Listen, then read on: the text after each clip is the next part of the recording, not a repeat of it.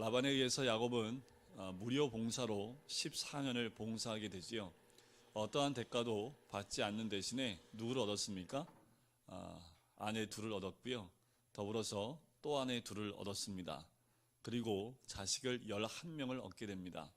14년 동안 야곱이 얻은 것이라곤 아내 4명과 자식이 11명, 재산은 아무것도 없었지요. 그 이유는 라반에 의해서 속았기 때문에 그 속음으로 14년 동안 라반을 섬겼던 야곱의 그 응어리진 가슴이 뻥 뚫리는 사건이 오늘 본문의 말씀입니다. 어떻게 보이세요? 야곱하고 라반을 보니까 하나님이 누구하고 함께 하시는 것 같습니까? 당연히 야곱하고 함께 하는 것은 우리가 알고 있지요. 그죠? 함께 하고 있는데, 그래서 하나님의 역사가 일어나고 있는데 여전히 야곱은 뭐 하고 있습니까? 빼앗고 쟁취하고 소유를 늘리고 있는 모습을 보게 되는 거지요. 하나님 모르실까요? 다 알아요. 여러분들 점잖게 우리가 이곳에 저는 말씀 전하고 있고 여러분들은 저를 향하여 앉아 있지만 하나님 다 아셔요. 우리 마음이 어떤지, 욕심이 얼마나 많은지, 얼마나 많이 갖고 싶어 하는지.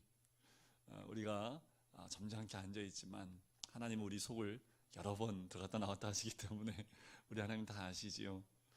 오늘 야곱 이 사건을 보면서 야곱의 마음 가운데 여전히 자기가 갖고 있는 그 탐욕과 정욕과 그 모든 것, 그럼에도 불구하고 하나님이 복 주시는 그 모습을 보지요. 왜 그랬을까요? 왜 하나님이 복을 주셨을까라는 거예요. 그것이 또 하나님의 섭리입니다. 하나님이 끝까지 야곱을 놓지 않고 있는 모습이지요. 하지만 그가 무엇을 잘했기 때문에 복을 주는 것이 아니라 하나님의 끝없는 사랑입니다. 여러분, 우리가 얼마큼 잘하면 하나님 복 주실까요? 예배를 100번 드리면 복을 많이 주실까요? 예배 1000번 드리면 그럼 우리가 조금 더 하나님 닮아가는 모습이 될까요? 우리가 언제쯤이면 주님이 만족할 만큼 너 이 정도면 됐어, 내가 복 줄게 할 만큼 우리가 그렇게 변화된 모습, 어떻게 하면 그렇게 될까요? 우리에게는 아무 근거가 없지요. 우리가 조금 주님 앞에 올바로 서 있는 것 같은데 어느 순간 보면 여전히 내 욕심으로 살고 있는 내 자신을 발견할 때가 한두 번이 아니지요. 그럼에도 우리 주님은 끝까지 우리를 놓지 않으시고 사랑해 주시고 또 위기 가운데 구원해 주시고 또 우리의 복 내려 주시는 분이 우리 하나님인 줄 믿습니다. 힘들다 해도 오늘 세 끼를 다 드셨잖아요. 그죠? 아이고 힘들어, 아이고 하겠네 이렇게 하면서도 오늘 하루 세 끼를 다 드시고 또 그렇게 오늘 하루를 보냈기 때문에 이것도 하나님의 은혜 중에 은혜지요. 그렇게 하나님은 우리를 날마다 먹이시고 입히시는 우리 주님인 줄 믿습니다. 그렇게 11명의 아들을 낳고 난 다음에 야곱에게 드디어 이제 정신이 차렸습니다. 이제 자기 것을 조금 가져야겠다라는 그 생각이 든 거지요. 인간의 내면 깊은 것을 보면 야망과 거짓으로 가득 차 있는 것을 보게 돼요. 거의 대부분의 사람이 마찬가지입니다. 이기적이고요, 탐욕적이고 교활하고 거짓과 위선으로 가득 차 있는 우리의 모습을 발견하게 되는 거지요. 그 모든 것을 지성이나 교양이라는 것으로 가면을 쓰고 있을 뿐이지 모든 사람은 다 동일한 그런 욕심들과 이런 죄성들이 우리 가운데 다 있습니다. 야곱이 이와 똑같은 모습으로 우리에게 보여주고 있습니다. 14년 동안 지냈지만 야곱은 라반을 찾아가서 자기의 속마음을 한 번도 털어놓은 적이 없습니다. 14년이 지나고 이제 요셉이 태어난 다음에 그때 자기의 속마음을 털어내는 장면이 25절에 나오는 거지요. 요셉을 낳고 난 다음에 라반에게 얘기합니다. 나를 보내어 내 고향 나의 땅으로 가게 해달라고 요청을 하지요. 자, 내가 외삼촌에게서 일하고 얻은 처자와 그리고 내게 주시어 나로 가게 해달라고 요청을 합니다. 내가 외삼촌에게 한 일은 외삼촌이 다 하시지 않습니까? 고향 가고 싶다라는 것이 한마디로 14년 지나고 나니까 고향이 그립다라는 겁니다. 왜 그립지 않겠어요, 그죠? 14년 동안 외지 생활을 했습니다. 소유도 하나도 없어요. 자식만 그리고 아내만 이제 가졌습니다. 더더욱 타향살이를 하면서 마음의 괴로움이 많아요. 마음의 그리움도 많고 누굴 가장 많이 보고 싶을까요? 엄마 아니겠습니까? 그죠? 어머니를 많이 보고 싶겠지요. 그것이 고향 아니겠습니까? 근데 여러분들 생각해 보세요. 야곱이 고향에 돌아가면 고향에 누가 기다리고 있을까요? 네, 죽이려고 칼 들고 있는 형밖에 없는 거지요. 그죠? 형이 지금 너 오면 한번 내 눈에 띄면 넌 죽어 하면서 이를 갈고 있는 형밖에 없습니다. 그런데도 뭐예요? 고향에 돌아가고 싶은 거지요. 얼마나 외롭고 고독했으면 야곱이 고향을 얘기했겠습니까? 고향에 돌아가면 고난이 있고 아픔이 있는 것 뻔한데도 고향을 가고 싶어 하는 것이 타지 생활을 하는 모든 사람들에게 나타나는 모습이지요. 더 나아가 볼까요? 야곱에게 발견하는 또 하나의 면모는 뭐냐면 처자식에 대한 애착이 참 높습니다. 그럴 수밖에 없겠지요. 저희 교회도 6.25 때 북에서 내려오신 분들이 계시잖아요, 그죠? 그리고 교회를 개척을 하셨고 북에서 내려오신 분들의 공통점은 뭐냐면 자식, 가족에 대한 애착이 굉장히 강합니다. 그럴 수밖에 없는 것이요. 남쪽에 의지할 사람이 아무도 없기 때문에 의지할 건 누구밖에 없어요? 가족밖에 없는 거지요. 특별히 그렇게 가족의 애착을 가질 수밖에 없습니다. 야곱도 마찬가지라는 겁니다. 자, 야곱이 그 처자식을 데리고 돌아가게 달라고 얘기를 하는 거지요.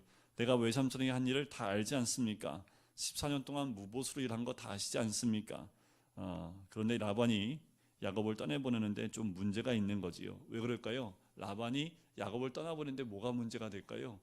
좋은 일꾼 하나 잃어버리는 거지요. 14년 동안 무료봉사한 애를 잃어버리면 얼마나 마음이 안타까울까요? 그지요?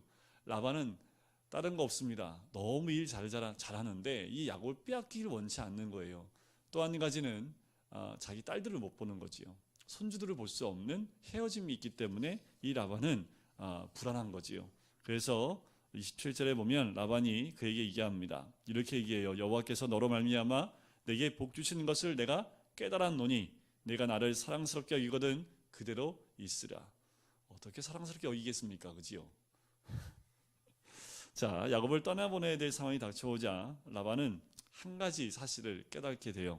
그게 뭐냐 하면 야곱은 하나님의 복을 가져오는 사람이었다라는 것을 드디어 깨닫게 됩니다. 참 재미있는 게 뭐냐면요. 이 27절을 새 번역에서는 이렇게 번역을 합니다. 잘 들어보세요. 라반이 그에게 말하였다. 자네가 나를 좋아하면 여기에 머물러 있기를 바라네. 주님께서 자네를 보시고 나에게 복 주신 것을 내가 점을 쳐보고 알았네. 자, 새 번역에는 이 말이 들어가 있어요. 아마 원어에는 이런 의미가 가미되어 있는데 개역개정에는 이 의미보다는 자, 내게 복 주신 것을 내가 깨달았다라는 표현을 쓰고 있는데 새 번역에는 내가 점을 쳐보고서 알았다라는 거지요. 참 대단하지 않습니까? 자, 라반은 점을 쳐보고 알았답니다. 점 쳐보지 않고는 몰랐을까요? 그만큼 라반은 우상에 접촉이 되어 있던 사람이고 그가 받는 복에 대해서 하나님께서 그가 어떻게 야곱과 함께 했는지를 이 라반은 점을 쳐보면서 알게 됐다는 것을 이야기를 합니다. 여호와께서 너로 인하여 내게 복 주신 것을 내가 깨달았다.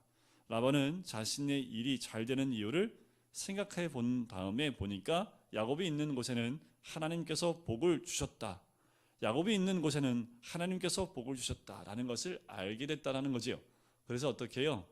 이런 말 들어야 되지 않겠습니까? 네? 여러분들 가는 곳마다 하나님이 함께 하시는 것 같아요. 당신 보니까 여러분들 우리가 어느 밥집에 들어가더니 딱 들어가면 뭐 손님들 몰고 다니는 분이 있죠. 들어가는데 아무도 없어. 그래서 들어갔는데 앉고 나니까 한 5분 내에 거의 꽉 찼어. 그러면 그 주인이 그러죠. 손님은 사람을 몰고 다니시나 봐요. 저도 가끔 얘기 듣는데요. 그러면 재밌는 거 뭐냐면 교회 다니시냐고 물어봐요. 네, 그렇다고 교회 다니는 사람들 오면 항상 사람들 데리고 온다고 네, 그런 얘기를 하는 것을 저도 들은 적이 있습니다. 이런 거지요. 당신은 복 가져오는 사람, 하나님께서 함께 하시는 사람입니다. 여러분들 시댁에 들어가면 이 말 들으셔야 되지요. 그죠? 직장에 들어갔을 때도 이 말 들으실 수 있어야 되지요. 라반은 야곱에게 네가 나를 사랑한다면 떠나지 말고 여기 있으라. 품삯을 주겠다고 얘기합니다. 오랫동안 조용히 일했던 야곱에게 자신의 몫을 챙겨주겠다. 자, 이 챙겨주겠다는 말을 딱 듣는 순간 야곱한테 DNA가 하나가 나옵니다. 숨겨져 있던 DNA, 그게 뭘까요? 야망입니다. 이제 내 거 챙겨야겠다. 14년 동안 챙긴 게 아무것도 이 몸뚱아리와 자식 새끼밖에 없는데 이제 좀 챙겨야겠다는 그런 마음, 14년 전에 숨겨놨던 그 야망이 꿈틀거리며 일어나기 시작을 하는 거지요. 야곱이 그래서 얘기합니다. 29절 우리 한번 같이 읽어볼까요? 시작. 야곱이 그에게 이르되 내가 어떻게 외삼촌을 섬겼는지 어떻게 외삼촌의 가축을 쳤는지 외삼촌이 아시나이다. 제가 30절 읽어볼게요. 내가 오기 전에는 외삼촌의 소유가 적더니. 이 말은 뭐예요? 내가 오기 전에는 애게였는데, 그지요? 번성하여 때를 이루었으니 내 발이 이르는 곳마다 여호와께서 외삼촌에게 복을 주셨나이다. 그러나 나는 언제나 내 집을 세우리이까. 자, 이 말은요 가시가 굉장히 많습니다. 삼촌, 제가 오기 전에 집이 초가집이었잖아요. 내가 잘 자리가 없어가지고 양들하고 같이 사는 거 아시지요? 그런데 이제 보니까 어떻게 됐습니까? 기와집 짓고 사시네요. 이 말 아닙니까? 그죠? 그런데 나는 집이 없네요. 이 말입니다. 그러니까 지금 야곱이 가시돋친 말을 하고 있는 거예요. 여러분들 그거 아십니까? 밑에 있는 사람은요 마음속에 자신의 처지에 대한 계산들을 다 하고 있을 수밖에 없는 거지요. 그리고 야곱은 외삼촌은 제가 오기 전에는 가난했지만 14년 동안 부자가 됐다는 말을 반복하고 있는 겁니다. 자, 이런 말이지요. 나도 고생하며 힘써 일했는데 왜 당신이 이익을 다 가져가느냐, 이 말입니다. 제가 그저께 택시를 탈 일이 있어서 택시를 타고 이제 가는 도중에 이제 이 회사 택시를 이렇게 운행하시는 아저씨였어요. 그래서 요새 어떠세요? 상납금은 잘 내세요? 그랬더니 요새 기본 요금이 좀 올랐잖아요. 좀 수월합니다 라고 얘기를 해요. 그러면서 하시는 말씀이 곧 상납금도 오르겠지요. 왜요? 그랬더니 안 올리겠습니까? 회사가 우리가 열심히 일해서 사장 외제차 기름 넣어주고 사모님 외제차 기름 넣어주고 그 자식들 해외에서 공부할 수 있도록 우리가 열심히 일해야지요. 제가 들으면서 너무 웃겨가지고 이분이 이런 말씀을 하시는 거예요. 우리가 열심히 일을 해야지 사장님 가족들이 잘 살 수 있습니다. 이런 얘기를 하시는 거예요. 그러니까 그 안에는 한이 막 있는 거예요. 우리는 열심히 일해도 그 상납금 맞추고 나면 얼마 없는데 그 상납금 가지고 이 회사를 운영하는 사람들은 이 돈 가지고 너무 호의하면서 잘 살고 있다는 그 표현을 하고 있는 것을 제가 듣게 됩니다. 어쩌면 야곱의 마음과 그 택시 운전하시는 그 아저씨 마음이 같지 않을까. 지금 우리가 노동하고 있고 누구 밑에서 일하시는 분들의 마음이 좀 이 야곱의 마음과 비슷하지 않을까. 이런 거지요. 세상의 경제 원리와 이데올로기가 다 이런 식이라는 겁니다. 위에 있는 사람들은 더 많이 가져가게 되고 열심히 일하는 사람은 조금 가져가면서 정말 열심히 일할 수밖에 없는 그런 상황들. 야곱이 이런 생각을 바탕을 가지고 이야기를 전개하고 있는 거예요. 라반은 야곱에게 떠나지 않고 머물 수 있는 조건을 제시하라고 말을 합니다. 기회가 온 거지요. 자, 야곱에게 턴을 줍니다. 자, 여기서 우리는 굉장히 지혜롭지만 교활한 인간의 모습을 발견하게 돼요. 둘은 무슨 관계입니까? 장인하고 사위 관계잖아요. 그죠? 그런데 사실상 서로 속이고 속이며 이해를 따지는 관계 가운데 있는 것을 우리는 보게 되는 겁니다. 자, 31절을 볼까요? 라반이 이르되 내가 무엇으로 내게 주랴? 야곱이 얘기합니다. 외삼촌께서 내게 아무것도 주시지 않아도 나를 위하여 이 일을 행하시면. 자, 이 참 재밌는 야곱이요. 툭 던지는데 아무것도 주지 않아도 됩니다. 라반이 그래? 좋아하지 않겠어요, 그죠? 근데 한 가지 나를 위해서 행하실 이 일을 행하시면 떠나지 않겠습니다. 그리고 외삼촌 양을 그대로 다 지키겠습니다. 자, 32절에 보면 오늘 내가 외삼촌의 양떼에 두루 다니며 그 양 중에 아롱아롱 점점점 있는 것들 다 골라내고 검은 거 가려내겠습니다. 그것을 내 것으로, 내 품삯으로 내가 갖겠습니다 라고 얘기를 하는 거지요. 라반은 야곱이 원하는 바를 수락하겠다고 말합니다. 하지만 사실 라반은 야곱을 속여서라도 떠나지 못하게 하려는 그런 마음의 중심이 있었던 거지요. 그러면 야곱은요, 라반을 잘 섬기려고 이 말을 했을까요? 야곱도 속이려고 하는 이 말이었을까요? 야곱도 당연히 속이려는 말이었지요. 자, 라반은 무릎을 쳤을 겁니다. 요놈 보게 지게에 지가 넘어간다. 그런데 야곱은요, 이것이 자기 인생에 굉장히 중요한 선택이기 때문에 여러 가지 생각하는 끝에 이것을 선택을 한 거지요. 자, 여기에서는 자연 법칙이 다 무너지는 것을 보게 됩니다. 자, 여기서는 야곱이 왜 이런 것을 선택했는지 나중에 천국 가서 물어볼 건데, 하나님을 100% 믿었기 때문에 이걸 선택한 건지 과학적으로는, 유전학적으로는 절대로 될 수 없는 방법입니다. 어디 가서 이런 얘기를 하면요, 미신 믿으세요? 이런 거예요. 무슨 미신적인 걸 가지고 와서 얘기하냐고. 그건 말도 안 되는 거라고 하는 것을 지금 야곱이 선택한 겁니다. 실제로 이 방법은요, 그때 당시에 미신적인 방법이에요. 왜 우리나라에도 보면 뭘 하려면, 전에도 한번 말씀드렸지만, 아들을 낳기 위해서 어느 상에 가서 코를 이렇게 긁어서 그 교과로 먹으면 아들 난다고 해서 거기 가면 코가 없대잖아요. 그죠? 지금도 코 없는 그 상이 있잖아요. 그 미신이지요. 그러니까 별나별, 그러니까 아들 낳으려고 했던 미신들이 어마무지하게 많지 않습니까? 그죠? 어느 쪽으로 누워야 되고, 어느 쪽으로 며칠 동안 일어나면 안 되고, 하여튼 여러 가지 미신들이 많는데 다 미신이잖아요. 그죠? 그것이 확률적으로 50대 50인데 그걸 그냥 미신으로 믿고 있는 거죠. 지금 야곱이 선택한 것도 당시에 있었던 미신적인 그 부분을 선택을 한 겁니다. 근데 정말 좀 천국 가서 물어볼 거예요. 진짜 그거 믿고 한 거냐고. 진짜 믿고 한 거냐고. 미신을 믿는 건지 하나님을 믿는 건지 한 번은 좀 물어보고 싶더라고요. 자, 어떻든 간에 야곱도요, 라반을 어떻게 해요? 약간 거짓말을 내서 사기를 쳐서 그 삼촌의 재산을 뺏어오지 않으면 자기 게 없잖아요. 그래서 야곱도 수를 쓴 겁니다. 자, 라반에게 그럴듯하게 말하지만 속으로는 자기 것을 챙기려는 야망을 가지고 얘기하는 거예요. 자, 야곱이 제안한 조건은 매우 단순합니다. 아롱진 것, 얼룩진 것, 검은 것 태어나면 다 내 걸로 하겠습니다. 그런데 어느 말에 의하면 이거는 정상적인 방법으로 태어난 아이들이 아닙니다. 이 양과 염소는 대부분 유전적으로 연약한 것들이 이렇게 태어난답니다. 그러니까 약한 것들이에요, 다. 그러니까 라반이 들었을 때 너무 기분이 좋은 거지요. 라반은 자신에게 이득이 되는 제안이라고 생각을 합니다. 그래서 어떻게 해요? 선신 쓰듯이 그렇게 하겠네 라고 허락을 하지요. 33절 볼까요? 후리의 외삼촌께서 오셔서 내 품삯을 조사하실 때에 나의 의가 내 대답이 되리이다. 내게 혹시 염소 중 아롱지지 아니한 것이나 점이 없는 것이나 양 중에 검지 아니한 것이 있거든 다 도둑질한 것으로 인정해달라 라고 얘기하는 거지요. 야곱과 라반의 관계가 신뢰하는 관계가 아니라는 것을 알 수 있지요. 서로 자기 것을 빼앗고 자기 것을 빼앗기지 않으려는 그 모습입니다.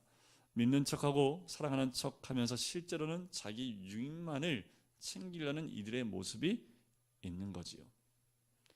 여러분, 이 라반과 야곱을 보면서 나를 봐야 됩니다.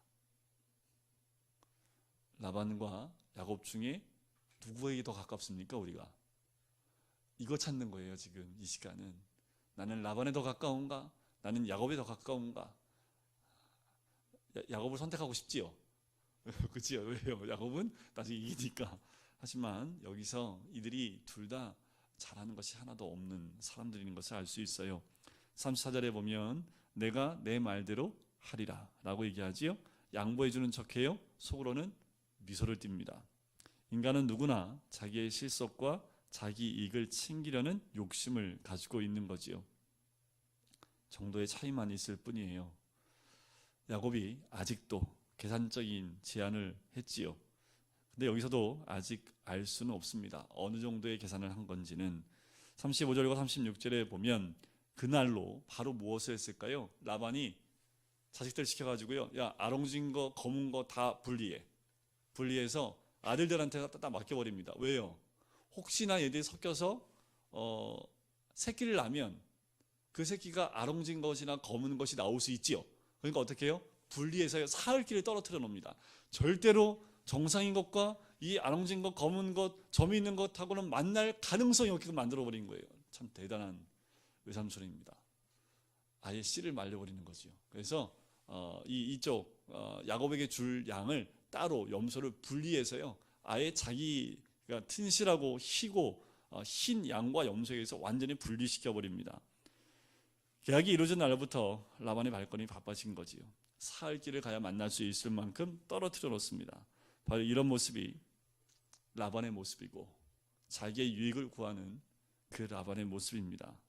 어쩌면 이런 모습들, 내 것을 챙기려고 하는 그 모습들, 이것은요 나이에 많고 적음이 없습니다. 어릴수록 내 거야 이게 많지요. 성숙하지 않은 사람일수록 내 거야 라는 말이 많이 나오는 것과 똑같습니다. 그지요? 다 내 것, 내 유익을 따라가는 것이 우리들의 모습이기도 합니다. 야곱은 이러한 불가능 환경 가운데서 포기하지 않습니다. 자기가 제안을 했지요. 또 야곱은 하나님이 함께하는 사람이라는 것을 본인이 알기 때문에 하나님이 함께하는 그 모습으로 포기하지 않습니다. 그래서 어떻게 해요? 얼토당토 않는 일을 행합니다. 자 보세요. 37절 야곱이 버드나무와 살구나무와 신풍나무, 이 신풍나무는 플라타너스라는 나무인데요, 잎사귀가 굉장히 큰 나무입니다. 그 잎사귀가 큰 나무인데요, 껍질을 벗기면 알록달록하게 되어져 있어요.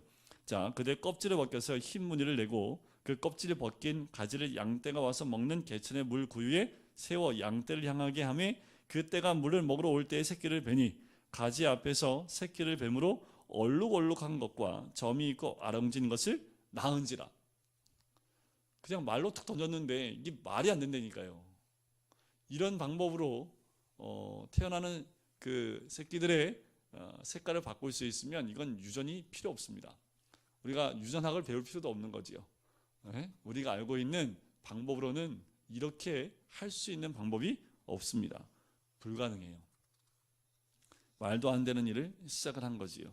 나무 껍질을 벗겨서 양들이 물을 먹는 개울가에 세워서 양들이 보게 해서 양들로 하여금 새끼를 낳을 때 얼룩지고 아롱지고 검은 것들이 태어나게 하는 거지요.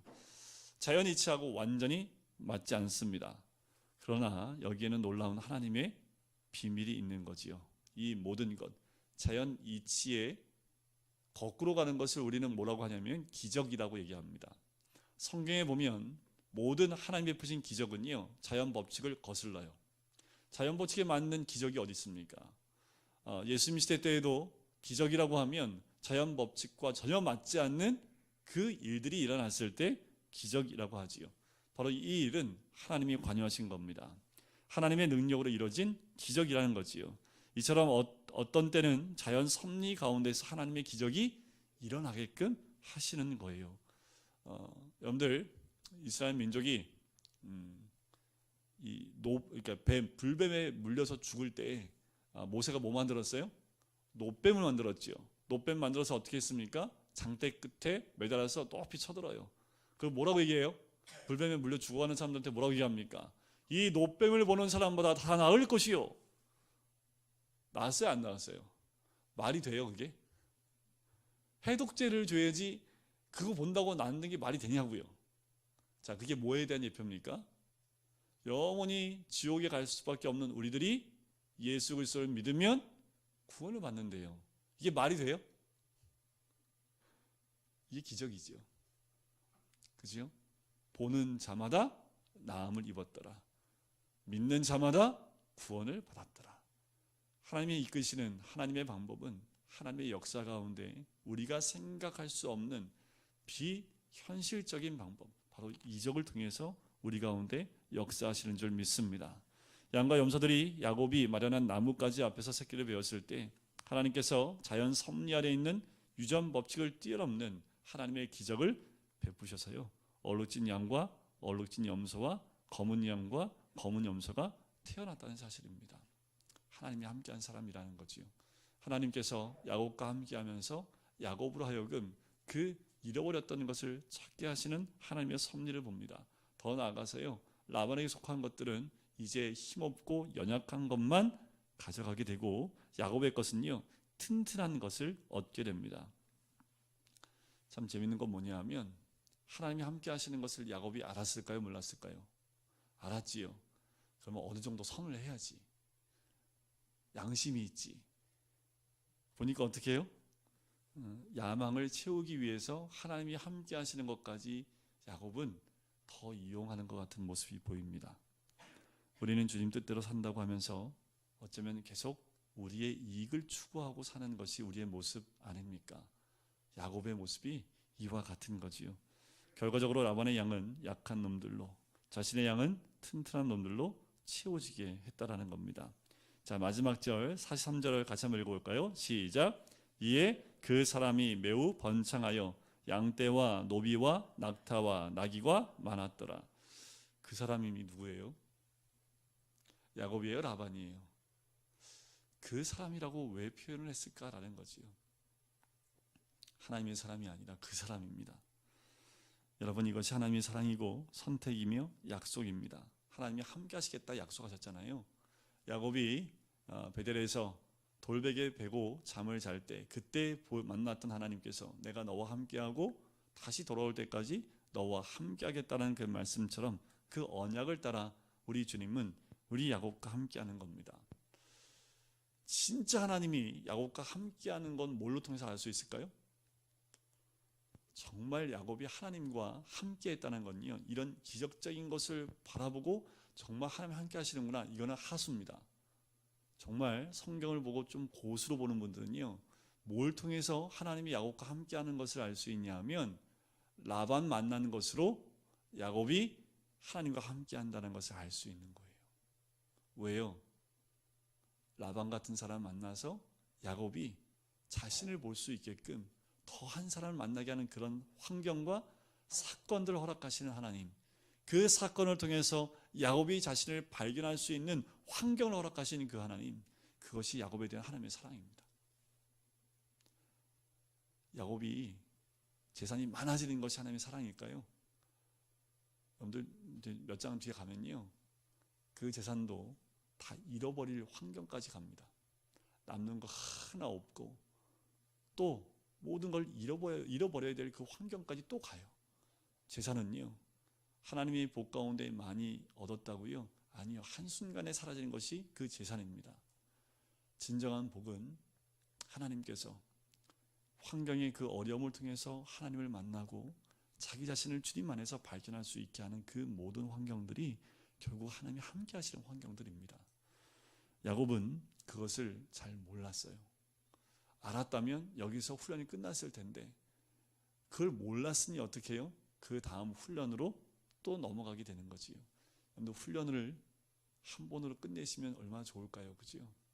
한 번 끝내려면요, 야곱처럼 재정적인 거, 물질적인 거, 그런 것에 모든 마음을 쏟는 것이 아니라 환경 가운데 역사하시는 하나님, 이 어려운 환경과 이런 라반 같은 사람을 만나게 하신 이유가 무엇일지 먼저 생각해보고 묵상해보고 그 뜻을 깨닫게 되면 그 훈련은 거기서 끝납니다. 그런데 우리는 그 환경 가운데서 하나님이 주신 환경을 왜 주셨을까라고 생각하지 않고 그냥 벗어나려고만 하지요. 야곱처럼 벗어나려고만 해요. 벗어난다고 해서 그것이 다 끝난 게 아니지요. 벗어나면 또 뭐가 기다리고 있습니까? 더한 사람이 기다리고 있다는 거지요. 그렇다면 이 어려운 환경 속에서 우리가 발견해야 될 것은 이 환경을 허락하신 하나님의 뜻이 무엇인지, 그것이 우리가 발견해야 될 하나님의 뜻이고 하나님의 사랑입니다. 하나님께서는 우리를 포기하지 않으시지요. 버리지도 않으시고요. 그냥 우리한테 속아주십니다. 왜 그런지 아세요? 왜 야곱한테 이걸 주신지 아세요? 야곱이 그렇게 안 하면 하나님까지도 저버릴 놈입니다. 야곱은 그렇게 안 하면 하나님까지도 하나님 하면서 하나님까지도 내칠 만한 사람이 야곱이에요. 자기의 유익이 안 되면 그 하나님까지도 그렇게 할 수 있는 사람이기 때문에 하나님 어떻게 해요? 꼭 이런 거죠. 이렇게 먹이 주고 이런 생각이 나네요. 그 말 앞에다 옛날에 이게 콩나물 이렇게 매달아 놓고 그렇게 매달아 앞에다 놓으면 그런 영화 가끔 보시잖아요. 이 낚싯대 앞에다가 홈담았다가 걸어놓고 그거 먹으려고 달려가게 만드는 우리 하나님이 우리를 이끄실 때요, 우리 눈에 보이는 그런 것만 앞에 딱 보여주십니다. 그런데 그것이 흡족하지 않아요. 하나님은 여전히 우리를 떠나지 않으시고요, 버리지 않으시고 하나님이 우리한테 속아주시는 것처럼 우리에게 다가오신다라는 거지요. 우리의 마음이 맑아서 하나님을 사랑하는 것이 아닙니다. 우리에게 욕심이 없기 때문에 하나님께서 우리를 선택해 주신 것도 아니에요. 우리는 하나님의 기적을 보고서도 또다시 실수하는 인간입니다. 그렇지만 하나님께서는 우리를 대제사장이신 예수님의 어깨와 가슴의 보석처럼 품으시고 하나님의 형상이 이르기까지 예수 그리스도의 장성한 분량까지 자랄 수 있도록 떠나지 않으시는 분이 우리 주님인 줄 믿습니다. 여러분, 우리의 매일매일의 삶에 바뀌지 않는 어려움이 있으십니까? 그 어려움을 통해서 하나님 우리와 함께 하시는 줄 믿습니다. 그 어려움 가운데에도 우리를 버리지 않으시고 품어주시고 끝까지 함께 하시는 주님, 언제까지요? 예수 그리스도의 장성한 분량까지 성장하고 성숙할 때까지 우리 주님은 우리를 떠나지 않는 분이십니다. 그래서 때로는 기적을 통해서 내가 너와 함께하고 있다라는 것을 보여주시는 하나님, 더 나아가서 하나님 그 형상까지 회복하기까지 우리를 이끌어 가시는 분이 우리 주님인 줄 믿습니다. 한판 승부 누구의 승리로 끝났을까요? 아직 승부는 끝나지 않았습니다. 31장에 가면 마지막 라반과의 한판 결투가 남겨져 있습니다. 그 결투를 통해서 하나님이 또 야곱을 어떻게 인도하시는지 우리 다음 주에 한번 그 마지막 라반과의 마지막 한판을 같이 나눠보도록 하겠습니다. 우리 같이 한번 기도하실까요?